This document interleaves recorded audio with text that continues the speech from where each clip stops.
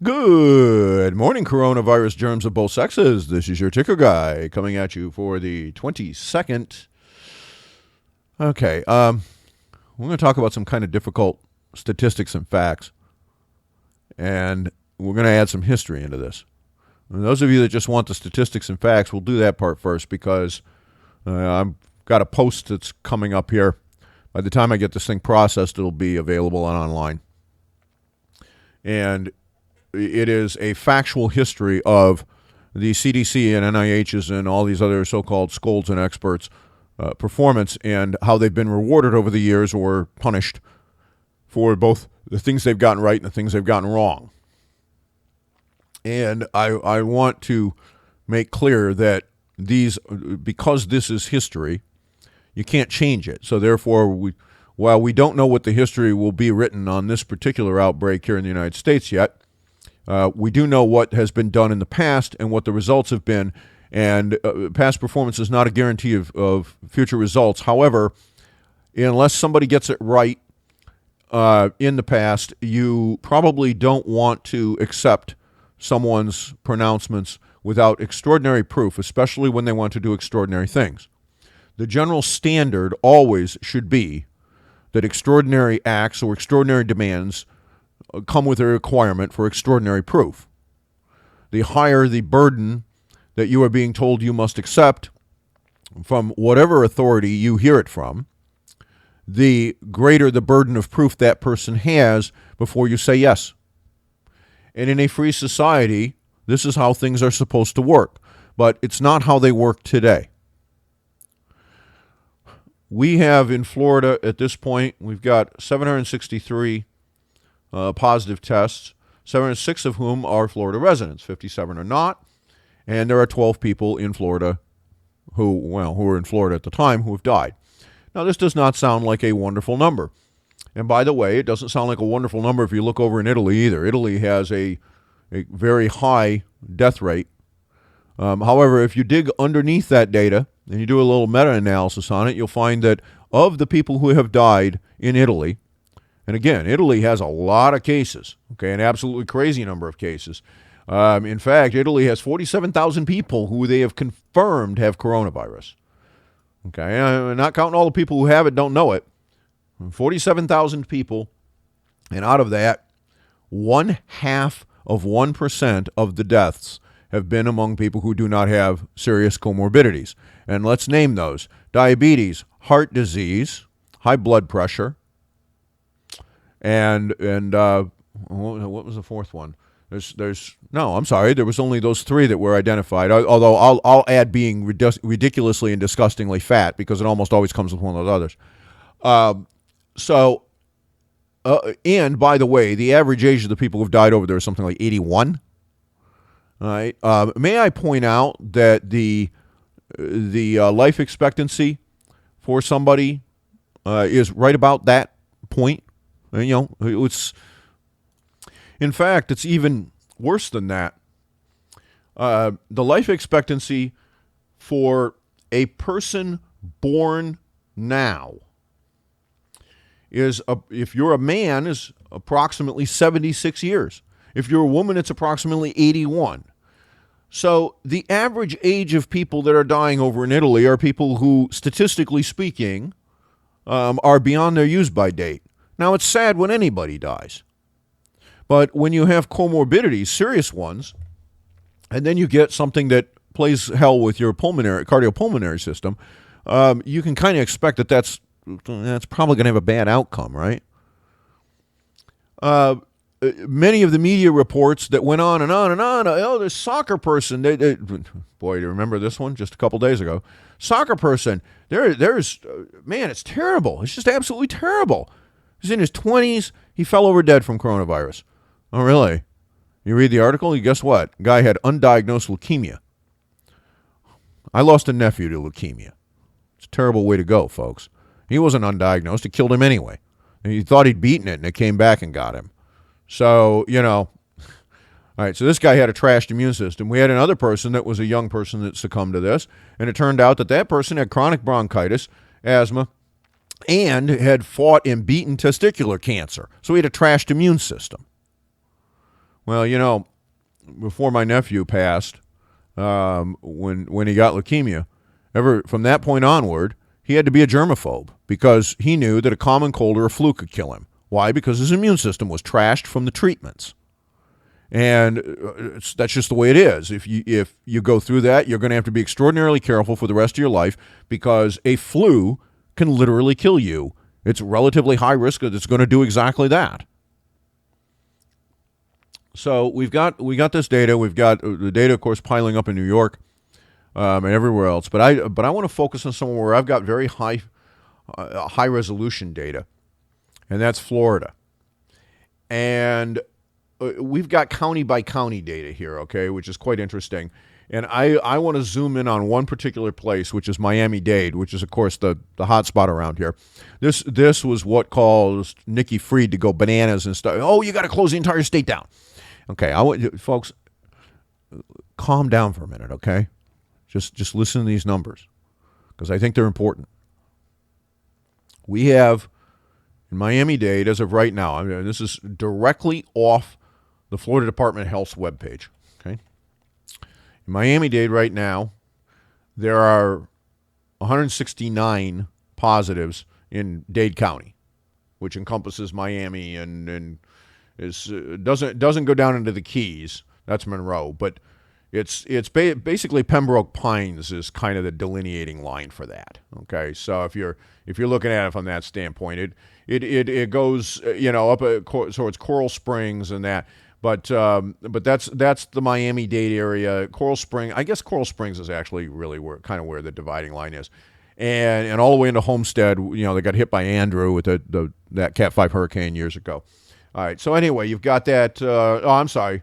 No, I'm right. I was right the first time. Pembroke Pines is Broward County. Okay. So and Broward County also has 164 cases. So these are high density places, though, folks.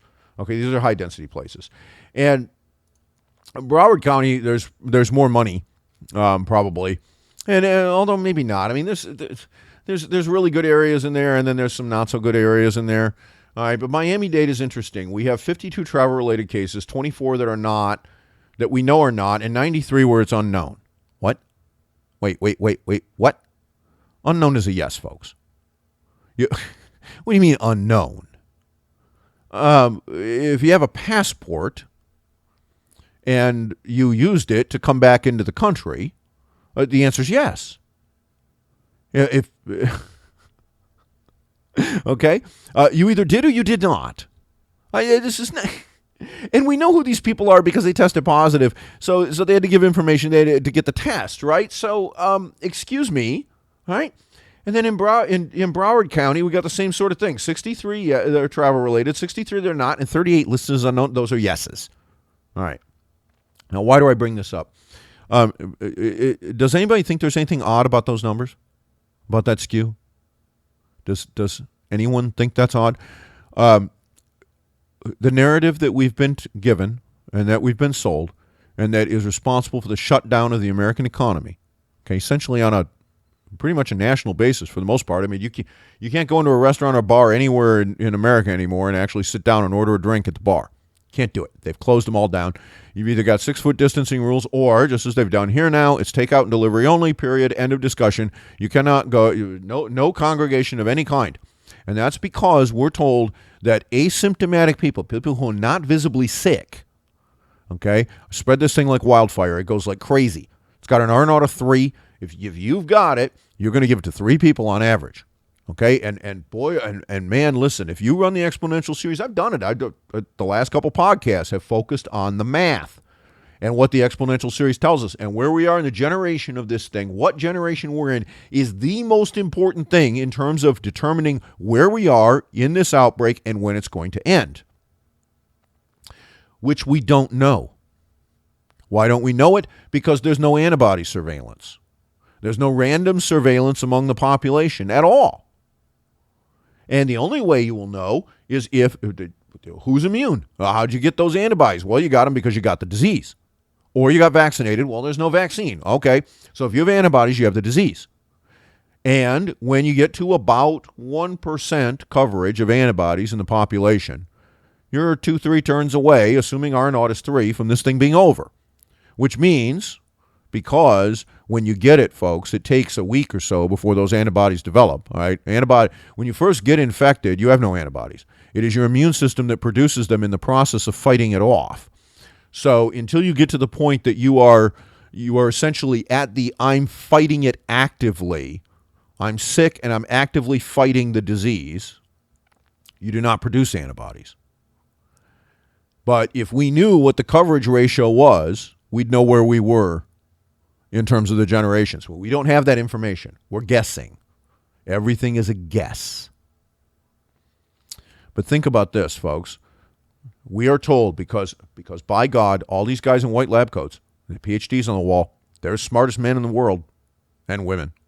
And they're right, and I'm wrong, and everybody else is wrong. And if you don't believe this narrative, you're wrong. You should get downvoted on YouTube.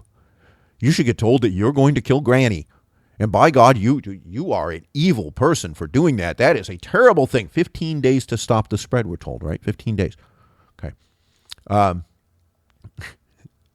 The generation time on this bug is somewhere around 4 or 5 days. We know that. We know it's right because the inflection points in the data keep showing up in the same place.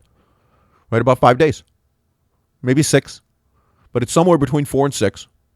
Okay, that much I'm absolutely certain is right, and it's supported by the data, and it's fact. All right. So, if each person who had a travel-related case was asymptomatic when they came into Miami-Dade, they did not get swabbed when they came in, they got swabbed and tested when they went to the doctor or to the emergency room or whatever. But when they had medical interaction, they were tested. They were not tested at the border because all we've ever done with people coming into the United States is check people with a forehead thermometer. The exception is those people who were on the Diamond Princess or some other known hotspot, or those people who flew back from China who ended up doing 14 days in quarantine. Okay, now those people were actually medically monitored for 2 weeks. But everybody else, no. Yep, you got a fever? No, you don't have a fever. Okay, out into the general population you go. And if you're positive, you are, according to the narrative, spreading this thing all over the place. Every one of you has given it to 3 other people. And this thing is dangerous. Okay. So we're a month plus into when these cases started showing up in Florida. That happens. Yeah, that's a bitch. Now tell me, if I've got, in Miami-Dade County, I have 50 confirmed travel-relateds, 93 were, they say they don't know. That's a load of bullshit. So I'm gonna use Broward because there's got a smaller number. I got 63 travel-related cases and 38 unknowns. We're going to put those unknowns in the yes. Why? Because, duh. Okay? So I got 100, and then I got 63 who are not travel-related. But those 100, or the 63, hey, take the 63. Okay? So 63 people that are travel-related cases came into the United States. I'm going to assume that almost none of them had symptoms at the time they came in, because if they were immediately quarantined. They were thrown in the hospital. That's it. Bang, done. All right. So most of those people were thermal scanned. Out you go into the the general population, and then sometime later they come down with symptoms. And you know what? We're going to be kind about this. I'm going to say that 20 of those people had a fever when they got off the plane and immediately got whisked to the hospital because especially in the last week or two. But the rest are not, all right? So, 40 people, give it to 3, right? Each of them give it to 3, because it's what we're told. Before you're symptomatic, by God, we're going to give it 3 people. All right, so that means that the first 4 days, first 4 or 5 days that they're in the country, they gave it to 120 people, most of them in that county. Okay? And then those people gave it to 3 people. Now we're at 10 days, 360. And then they gave it to 10 more people. Now we're over 1,000. Where are the cases? There's 63 people, which is what percentage of 1,000? And by the way, folks, I'm just looking at this as 15 days, 2 weeks, okay? Just 2 weeks. And we've had cases here in Florida for longer than that, okay? But I'm just going to assume 2 weeks. In other words, I'm going to cut the time way down, because if you run this series a few more times, oh boy. All right.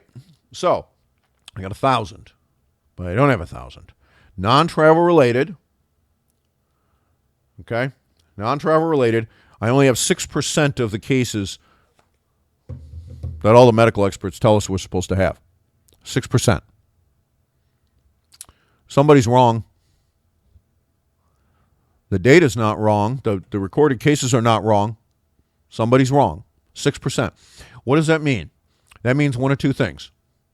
The cases really happened, but only 6% of them were serious enough to produce symptoms. Remember what I said originally? That either the silent infections are extremely high or the R naught's wrong, and it's a binomial. And there is a very wide distribution in how infectious you actually are. Those are the only two possibilities that fit the data. That's it. But both of those mean that all the yelling and screaming about 1 million people dead in America are wrong. They're wrong, folks. It also means that what generation we think we're in isn't where we are. Because if I go back to my actual worksheet, okay, and again, we're assuming if R naught is really 3, if that's really the number, okay, but I've only 10% of those people are presenting with symptoms. 10%. Then we're 2 generations beyond where we think we are, all from that alone. And maybe it's even more than that, because all those people, again, those people who've gotten it and never had symptoms, or they were mild enough they weren't reported, they're immune, they've got antibodies, and yet we're not surveilling for this. We are being told to destroy the economy, ruin it, tear it apart. And yet the data does not fit the claimed facts. We have all these people with white lab coats that say that they're right and everybody else is wrong, and yet the data does not fit the facts. Folks, you know, you can look at the stock market and say, well, you know, it's down 30%, but it was grossly overvalued and da da da da. You know, let's just stop with that. Let's just look at the unemployment filings. Can we just look at those? You're getting 20,000 a day in most states. You know, think about what that is. All right, just for the last week, okay? So I've got 100,000 filings, and these are middling states. These are not the biggest ones, okay? So this means that just in the last week, we've put 5 million people out of work. 5 million people, okay? Now, you know, that doesn't sound so terrible. You know, it's only about 5% unemployment so far. That, by the way, hasn't captured any of those places in the so-called non-essential business areas, which is now the most populous and the largest contributing to GDP states. Very soon, we're going to see collapses in the funding coming into the government from tax receipts. Oh, by the way, one of Trump's things is, hey, let's get rid of employment tax receipt. Let's get rid of the employment tax. Suspend it. Well, you know what that's going to do, right? That's going to make it impossible for me or anybody else to look at the MTS or the DTS, those are the Treasury statements, and tell you exactly how bad the impact is in real time on the economy, because tax receipts tell you who's working and who's not. Because if you're working, you're paying employment taxes, and those employment taxes have to be deposited. And by the way, they're mostly proportional to the amount of money people are earning, and therefore the general health of the economy, and Trump wants to destroy that data. Now, of course, he says it's because, you know, we want to help out the people. But it's also going to make surveillance by people like myself of what's going on in the economy essentially impossible. You're going to put a huge distortion into there, and you're going to destroy the availability of that information. But we already know what the answer is. Okay, why would they do this? Well, gee, folks, if you're going to take 50% off GDP, I don't know that it really matters whether it's 42 or 48, right? Who thinks that's not about what it is? Who really believes that? You know, Pennsylvania considers automobile sales and manufacturing to be non-essential businesses. General Motors, all of the assembly plants in the United States have been shut down. All of them. There are no more cars. Now, there happens to be a decent amount of inventory, but that doesn't do you any good in Pennsylvania because if you're a car dealer, you can't sell them. So if my car wears out and breaks, oh, well, tough shit, right? Can't go onto a used car sales lot, can't go on a new car sales lot. Well, I can buy one from somebody else who has a junker in their yard. That, I suppose, is legal. Can I register it? Can I get a title? How am I going to do those things? That could be a problem. Yeah, that really could be a problem. Oh, by the way, what if your driver's license is up for renewal? It's interesting. I haven't seen cops out enforcing traffic laws. I wonder why. Is it because what are they going to do if your driver's license is suspended because you didn't renew it? It's not suspended because you didn't pay a ticket. It's suspended because you didn't renew it. It's expired. You don't have a valid driver's license. You can't renew it. The DMV's closed. So, look, I get it. And by the way, we got Peter Hitchens over at Daily Mail asking these same questions. Okay? What is the problem with asking these kinds of questions? What is the problem with putting these questions out there and insisting that they be answered? Here's the problem with this, folks. If you're wrong about these things, if you do these things and you're wrong, whether they're actions or inactions, bad things happen, right? And the idea that you can say to the American public, out of an abundance of caution, we're going to destroy the economy. I'm sorry, that's backwards. That's just flat out backwards. Let me tell you a little story. Those of you that are younger, you don't remember this. You weren't alive. Or you were a little child. But I remember it because I was a young adult. And that's the early 1980s. Now, I happen to be heterosexual, so it didn't personally impact me. But it impacted an awful lot of people. The year that I graduated from high school, very shortly after that momentous occasion, a new virus started showing up, killing young men. Most of them were gay.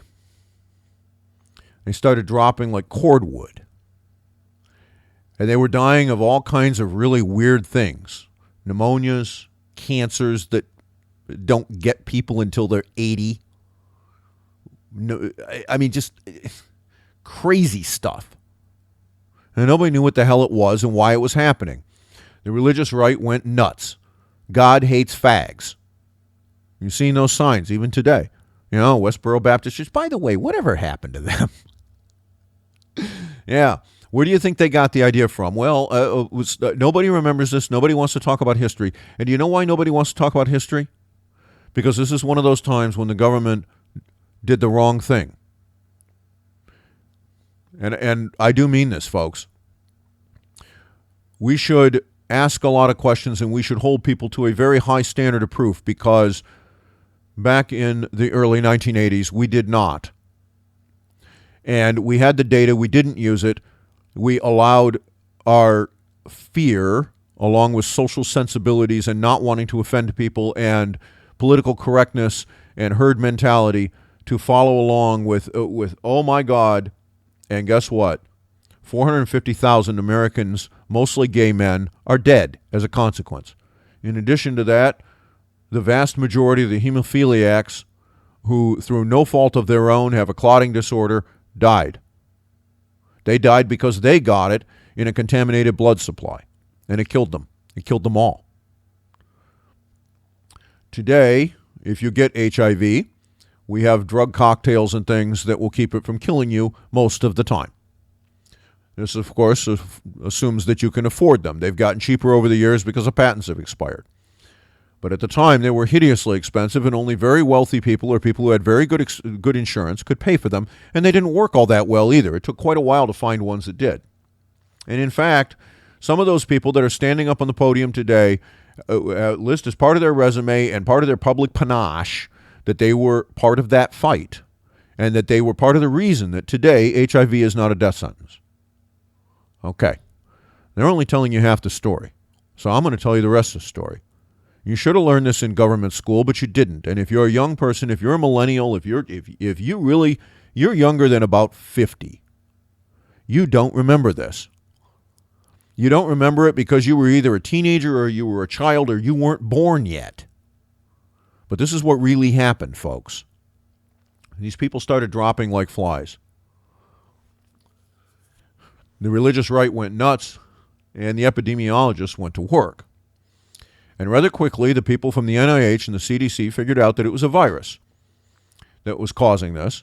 They started trying to figure out what the hell was going on with that. There was a scare very early on, the first couple of years, that this thing might be transmissible by people who simply did something like shake hands. And people got very scared. Oh my God, what if my kid shakes a gay man's hand? He's going to die. We thought maybe if you coughed, you could get it. That really scared people. And remember, this was a virus that was 100% fatal. 100%, folks. Nobody survived it. It might take you a year or so to kill you, but it killed you every single time. So this happens. They start digging into the data, and it didn't take them all that long to identify the virus. And then they started tracing, okay, how's this spread? Where's it coming from? How's it happening? And they found that it was bloodborne, and it was in blood and bodily fluids, specifically in semen. And so they start looking at this, and they're like, oh, geez, this is kind of shitty, and quickly discovered that it was quite literally really shitty. And tracing viral genealogy, which is not very hard to do, we have 100 strains of SARS that have been identified. COVID-19, SARS-V2, that we've managed to sequence at this point. All right, so I mean, this thing, viruses mutate all the time. You can trace those mutations. You can tell where they're coming from. So we did this, and what we found was that a enormous percentage of the cases were traceable to a set of bathhouses, public bathhouses in San Francisco. And that these places were notorious, where gay men went and had sex sometimes with dozens of other men who they did not know, many cases truly anonymous, literal holes drilled in the walls between stalls. They were called glory holes, believe it or not. I don't know what kind of glory that was. But this was established a couple of years into the start of this thing. We knew this. We knew it factually. The CDC knew it. The NIH knew it. This was known throughout the government. And the California state government knew it too. Of course, it didn't take very long before you had a few gay men who were also IV drug users. And this thing got into the IV drug using population, and it killed a whole lot of those people as well. And of course, all the scolds that run around it, again, God hates fags and God hates heroin users. No problem from the religious right? Okay. The epidemiologists, though, they knew where this was coming from, and so they went and they told California, and they said, by the way, this is how it's getting spread throughout the community. This needs to stop. Now, California, San Francisco, was not the only place where this was going on. It was also going on all over Los Angeles, Hollywood, Rock Hudson, anybody? Thank you very little, and New York. And all through these social interactions, if you will. The mayor of San Francisco at the time was Dianne Feinstein. Yes, that same Dianne Feinstein. We knew this for a year, and yet there was no public health emergency declared. There was no closure of the bathhouses. There was no close down of the similar facilities in Chicago, New York, and other major metropolitan areas where this same sort of activity was taking place on a regular basis. Nobody wanted to interfere with people's civil rights. Nobody was interfering with civil rights. Think about this, folks. Today, think about what's going on today. Okay, you just want to go lay on a beach. You want to go have a drink in a bar. Okay, you get a virus that has if you're healthy, the percentage of people who have died in Italy, again, 0.5% of those are healthy. Out of all those deaths in Italy, about 20 people who are healthy have died. Everybody else gets a mild or moderate disease. They don't really get that sick. And by the way, the data says that somewhere around 95% of people don't even know they have it. They get so mildly ill that nothing bad happens. But with this disease, everybody who gets it dies. Everyone. Every single person who got AIDS in 1983 is dead. All of them. It took a year before the people in California closed those bathhouses in San Francisco. 1 year. And during that time, the case rate in the United States exploded. These are the same public health officials, both in California and in New York and in Chicago and in all these other states, and from the same departments of our federal government who are standing at the podium with President Trump right now, who are telling you that they have all these answers and they have facts. And by God, they're right. The data says they're wrong. It absolutely says they're wrong.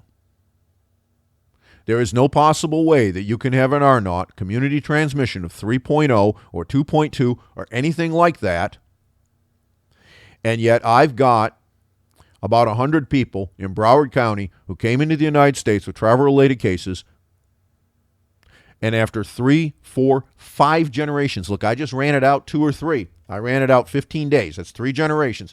After 3 generations, guess what? We've only got 60 new cases. 60. Not 600, not 6,000, 60. Which means that for each of those travel-related cases that came in, they gave it to less than one person. Now, is this still a problem? Well, if you happen to be the one, yeah, it's a huge problem. And if you happen to be old and frail and you got some kind of significant pre-existing medical problem, it's a huge issue. And if you get it and you got a bunch of those comorbidities, the data that's coming out of Italy and other places is really bad. Okay, it's very, very bad. And by the way, the data here is pretty bad too. We have that family up in New Jersey. Now, like 3 or 4 of them have died.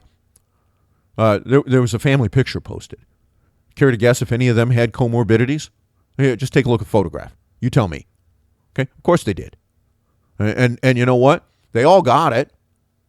And the percentage of them that got killed by it, it sucks. I'm not trying to say it doesn't. But the last time we ran this with a serious public health emergency, and boy, folks, if you think that 0.5% of deaths, and by the way, this puts your odds, if you happen to be healthy and you get this thing, okay, do you know what your odds are of actually being felled by it? If we back that data into from Italy, 0.04%. 0.04%. Not 4%. 0.04. Still scared? Well, we're shutting down the entire economy over this? Okay. Now, for at-risk populations, is the death rate higher? Yes, it is. Guess what? The death rate, the average age of people dying in Italy is above the average life expectancy. Well, why am I surprised by this? Look, I'm really sad that all those people are dying, okay? No bullshit.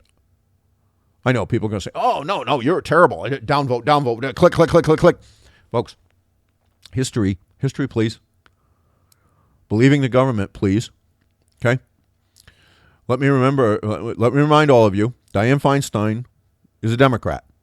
Dianne Feinstein was the mayor of San Francisco when AIDS ripped through California and the rest of the country.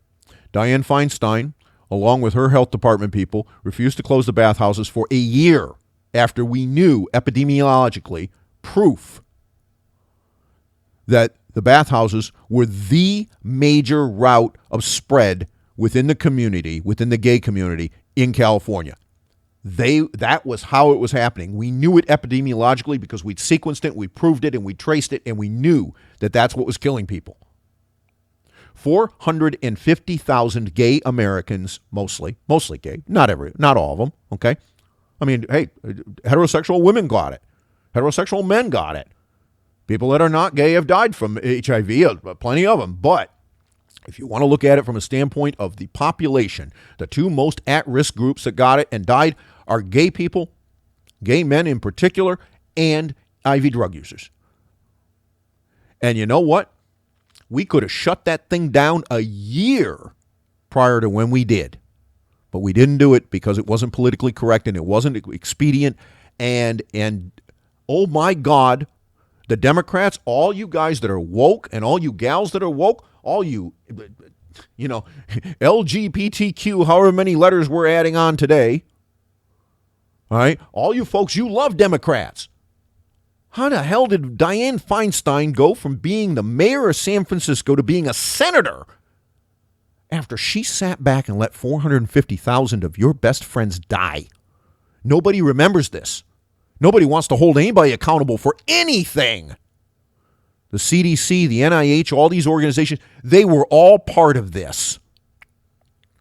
And did they do the right thing then? No, they did the wrong thing. And 500,000 Americans are in a hole as a result. Now what do we got going on?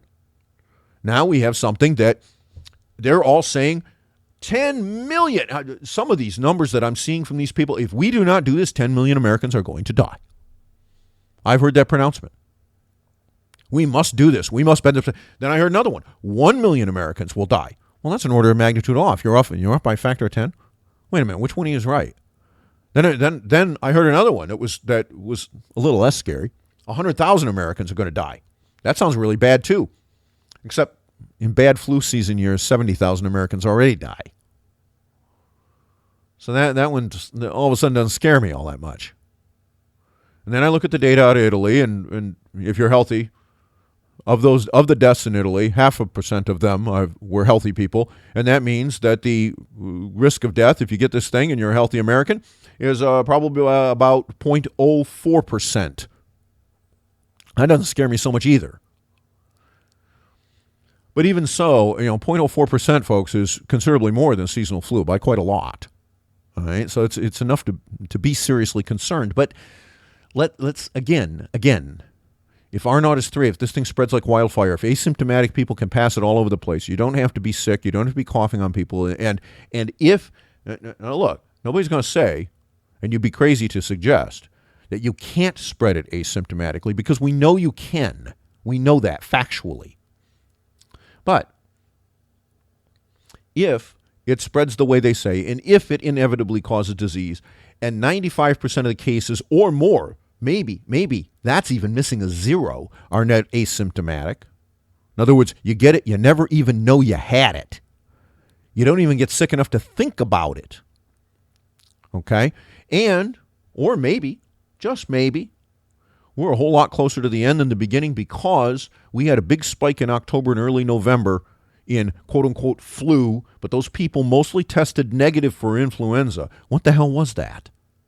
Because if you're wrong about that and it was coronavirus and it got into the society and it has a very high silent attack rate, doesn't make most people sick, the people who died from it then, everybody thought they just had the flu.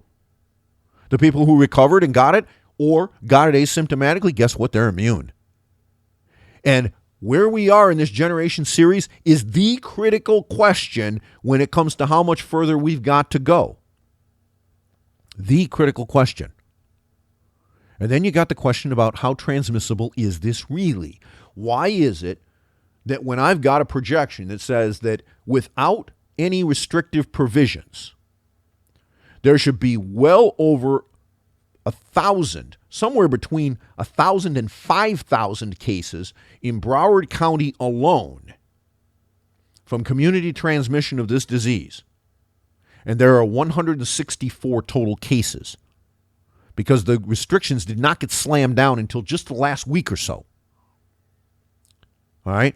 So if that's the case, then something's wrong. Either R naught among asymptomatic people is not nearly what we've been told. It's not very high risk at all. Among symptomatic people, obviously, it's extremely high risk. We know that because it happened in South Korea. All right? But among asymptomatic people, not so much. So if we start aggressively testing and quarantining symptomatic people when we find positives, we are essentially going to interrupt the chain of disease transmission. That's the end of it. Okay, number one. But we must keep doing this. Why? Because in that case, we're not very far down along the generation chain at all. Why? Because we haven't transmitted it many times. And it is the transmission that creates the generation chains. And what that means is that our belief in R naught is wrong. There's a seasonal factor, maybe a very strong environmental factor that we don't yet understand. And therefore, we're going to think, oh, everything's fine because, hey, guess what? You know what? It's kind of warm down there in Miami, but not that warm yet. But very soon, temperatures are going to be in the 70s and 80s all the time. And in most of the country, it's going to get that hot, sticky BS. All right? We're going to really hate it in Florida, right? Because it's going to get 80% humidity all the time and 80 degrees plus. And community transmission between non-symptomatic people is going to essentially go to zero. We're going to think we won. Everything is beautiful. Oh, you're so wonderful. Wrong. Because as sure as day follows night, fall and winter follow summer. And when that happens, it's going to come back. And it's going to come back because we were stupid. And instead of being set up and having run the tests and know what works from a pharmacological point of view, whether it be the hydroxychloroquine or this flu drug out of Japan, regardless of what it is, we're going to sit on our hands. We're going to declare, it's won. Okay, it's over. We did it. We're wonderful. Trump is going to sit up there and he's going to cheer. He's going to say, oh my God, look, make America great again. Look, we did 15 days to bend it, and it's over. And we're going to drop the restrictions. And by the way, if you think that we can maintain what we're doing right now for 3, 4, 5 months, and we can print up $1 trillion, $1.5 trillion, $2 trillion every single month and put it on the federal credit card in order to keep doing this, okay? In other words, we're going to go through the entire summer and into the fall. We're going to put $6 trillion on the national debt. If you think we can get away with that and not dislocate the mortgage market, the commercial lending market, the commercial real estate market, every single company that has debt on its balance sheet that went out and bought back stock, that would be most of them. And all the small businesses, you are nuts. There's going to be a smoking hole where our economy used to be. In fact, we're doing it right now. Is the damage serious, severe right now? Yeah. You know what's even worse? We're going to find interconnections in the economy that we don't know exist, and they're going to kill people. Do you know why? Because we're going to think, oh, this non-essential business, it can close.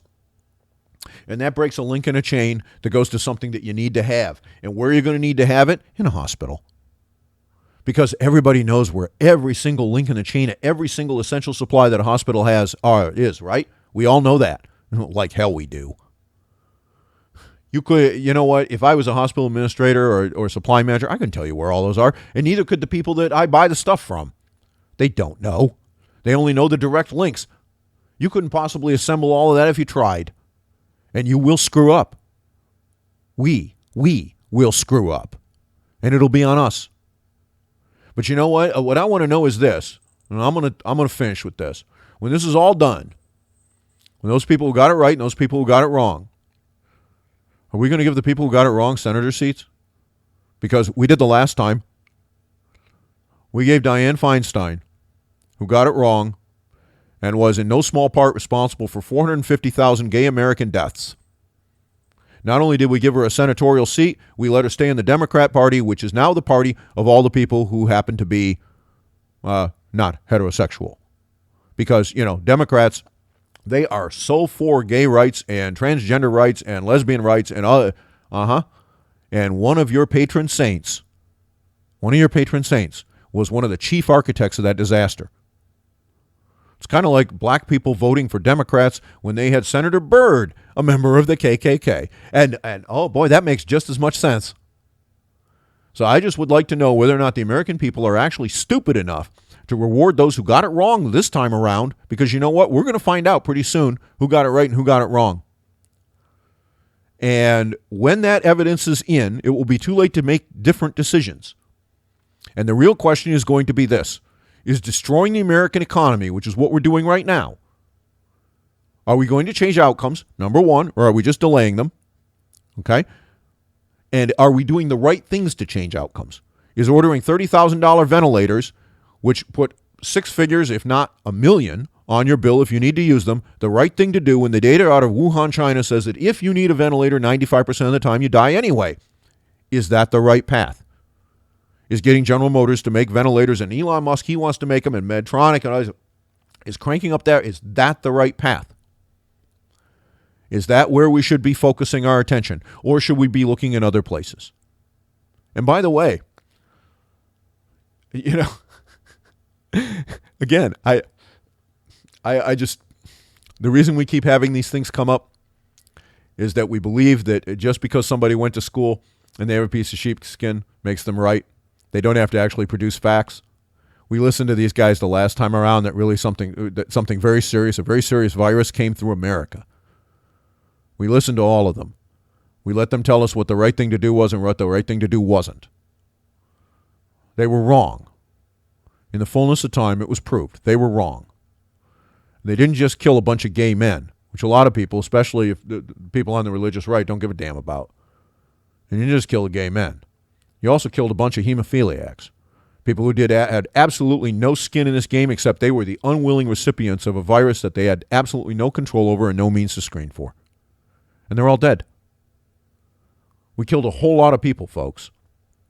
And now we're going to threaten to kill the economy. You want my prediction?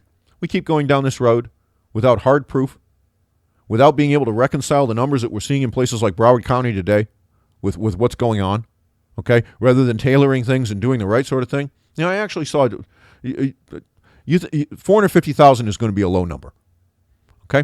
And we're probably going to reward those people with social justice warrior hats and elect them to higher offices, and maybe one of them will even be president. Because that's just how stupid we are in this country when it comes to things like this. We've proven it. We have a sitting senator right now from California who is absolute proof that you can be complicit in killing 500,000 Americans as mayor, and instead of getting pilloried and run out of town on a rail and never being able to set face in hell, you can't go to the grocery store without people spitting on you. Instead, you're a senator. That's what we do in America, folks. Something to think about. By the way, last thing. I know, I said it was going to be over. It's a long podcast. Last thing. I actually saw an intelligent thing come out on Twitter last night. An intelligent thing. Matt Gaetz even we tweeted it, put it out there. Okay, which is this. For those people who, if you test positive for coronavirus in Florida, why don't they take you and put you in a hotel? We'll have a red zone where the hotel is, in the rooms. All right, we'll bring you food. You have your TV, you have your internet, whatever. And there you are until you test negative. Okay? You don't go back to your house and infect everybody else in your family. That's where you sit. Okay, now that's actually, by the way, folks, that's actually the sanitarium kind of model like we did with tuberculosis. And is it extremely disruptive to the people who end up in trouble? Yeah. You want to know how many people will be disruptive to in Broward County right now? 164. Instead of shutting down the entire effing country. You tell me which is the right path. I'm your ticker guy.